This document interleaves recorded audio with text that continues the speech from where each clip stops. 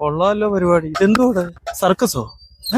ഇങ്ങനെ പണിക്ക് പോവാതെ ഇവിടെ വന്ന് സർക്കസ് കാണിക്കാൻ എന്തോ അവിടെ? വാ വരുവാ.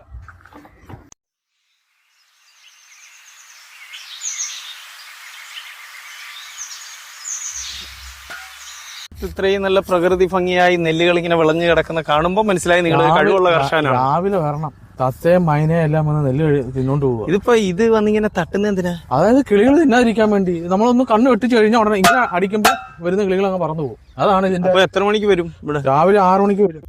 6 മണിക്ക് വന്നാൽ ഇവിടെ ചോറും കഴിഞ്ഞ് ഇവിടെ കിടപ്പല്ല, അതുകൊണ്ട് ഇവിടെ പാവിരിച്ച് ഇവിടെ കിടക്കും. എന്നിട്ട് എത്ര മണിക്ക് പോകും? കിളിയെ കയറ്റി വിട്ടിട്ട് അച്ഛനും പോകും. കിളി പോവും, ഞാൻ വീട്ടിൽ പോകും. ഇപ്പൊ പണിക്ക് അതുകൊണ്ടാണ് പണിക്ക് പോകാത്തത്. എത്ര ദിവസം പണിക്ക് പോകുന്നത്? കാരണം ആളിനെ കിട്ടുന്നില്ല. മെഷീന് കൊയ്യുന്ന മെഷീന് വാടകയ്ക്ക് എടുക്കാൻ പറ്റുന്നില്ല. അല്ല, ഇതുപോലുള്ള നെല്ല് കൃഷി ചെയ്യാൻ പ്രചോദനം വരുന്ന ഒരു കാര്യം ഞാൻ കാണിച്ചു തരാം. ഈ രാവിലെ വടന്ന് എന്തേ സാധനം ഇങ്ങനെ വന്ന് കൊട്ടണ്ട.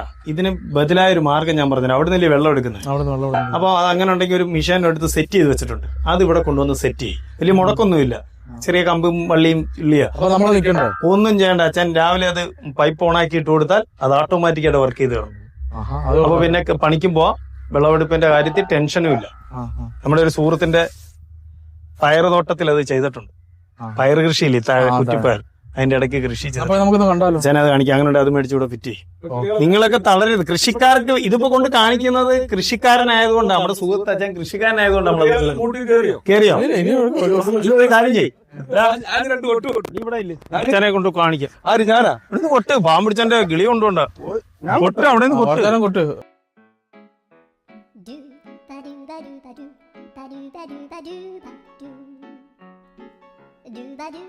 കൃഷി ചെയ്തിരിക്കുന്നത് ആ കൃഷിക്കാണ് ആ മിഷീൻ അവിടെ സെറ്റ് ചെയ്തത്. മിഷീനൊന്നും അല്ല, ഒരു അടിപൊളിയായിട്ട് അച്ഛൻ ഇഷ്ടപ്പെടുമെങ്കിൽ അവിടെ കൊണ്ടുപോയി കണ്ടേ. ഇരിക്കുന്ന മിഷീനാ. എങ്ങനെയുണ്ട് അത്? കൊള്ളാമല്ലോ, അടിപൊളിയാ. അത് വെള്ളം അതിലേക്ക് വീണ് ആ വെയിറ്റ് കയറുമ്പോ മുള താന്നിട്ട് റിട്ടേൺ വന്നിട്ട് പടവെന്നും പറഞ്ഞ ആ പ്ലേറ്റിൽ അടിക്കും. അപ്പൊ ഈ കിളികളെല്ലാം പറന്നു പോകും. അതുകൊണ്ട് ആ പയറ് കുറ്റിപ്പയർ നിൽക്കുന്നുണ്ട, അത് കിളിച്ച് വരുന്നതേ ഉള്ളൂ. നേരത്തെ സെറ്റ് ചെയ്തിരിക്കുക പയർ പിടിച്ചു തുടങ്ങിയപ്പോ തന്നെ. ഇത് അവിടെ അച്ഛനെ പറ്റുമോ? പിന്നെന്താ, അവിടെ സ്ഥലമുണ്ടല്ലോ. നമുക്ക് ആ പടിഞ്ഞാറൻ സൈഡ് സെറ്റ് ചെയ്യാം. ആ പൈപ്പിന്റെ വെള്ളം വരുന്നിടത്ത്.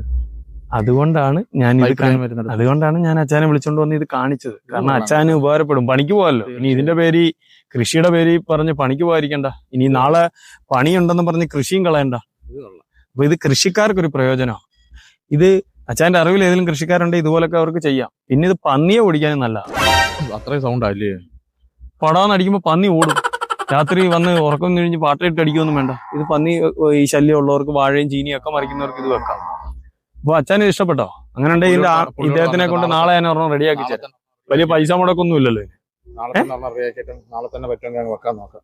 എത്ര ദിവസം കൊണ്ട് ചൂടത്ത് നിൽക്കുവാന്നറിയാം. സംഭവം കൊണ്ടുവന്നത് നിരാശയുണ്ടോ കണ്ടത്? എന്തായാലും നല്ലൊരു കാര്യമാണ്. ഇതൊക്കെ നമ്മൾ കണ്ടുപിടിച്ചോണ്ട് വരുന്നില്ല അച്ഛാ. അതൊക്കെ